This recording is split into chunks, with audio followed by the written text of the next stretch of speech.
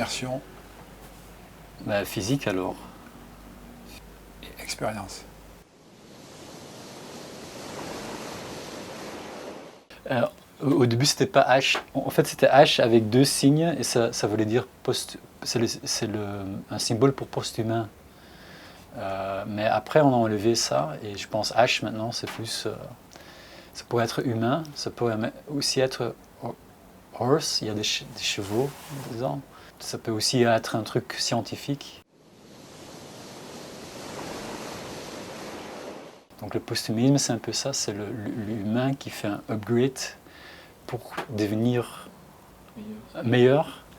Et peut-être que ça va juste au point où tu n'es plus humain en fait. On rentre quand même dans une sorte d'univers un peu SF, science-fiction, quelque part.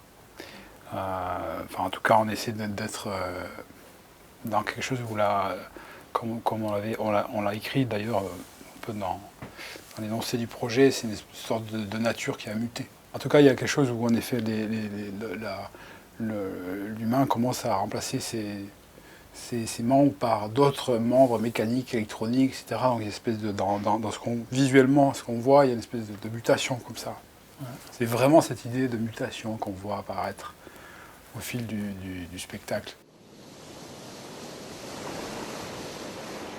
Avec toute la contrainte qu'on peut imaginer d'essayer de créer une forme de spectacle dans une péniche tout en longueur. On a monté ce dispositif de tulle, l'écran transparent, et il y a des effets proches du Paper Ghost. Non, il n'y a pas d'acteurs de danseurs, mais il y a des personnages et des personnages dont on peut croire qu'ils sont, peut-être pendant un moment, qu'ils sont vraiment là.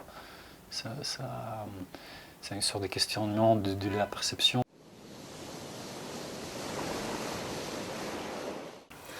Moi, je suis le compositeur.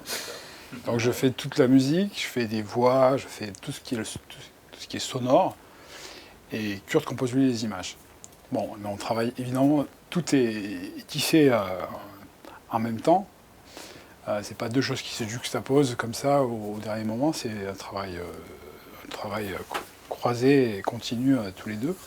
Et les images que je fais, c'est souvent des images de la réalité qui sont manipulées d'une telle manière que ça pourrait être des images d'un futur ou un futur qui s'est déjà passé. J'essaie aussi de faire des images qui sont aliénatoires, qui sont un peu... tu peux reconnaître quelque chose d'humain ou dedans, mais sont transformés de telle manière que ça donne un sentiment étrange corporellement aussi.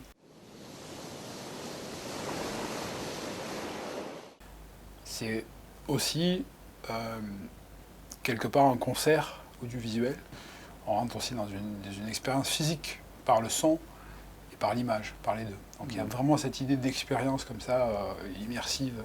Et en plus, voilà, ce que j'aime, c'est ce qu'on travaille tous les deux, c'est ces espèces de mondes parallèles qu'on invente à la fois par le son et par l'image qui crée ces univers. Pour moi, un peu le but, c'est de créer une sorte de monde qui est cohérent avec sa propre logique, qui peut être bizarre pour le spectateur ou même incompréhensible, mais dont j'espère que comme spectateur, pendant un moment, tu peux avoir une autre manière de regarder ou une autre manière de vivre quelque chose que des autres expériences que tu as déjà faites.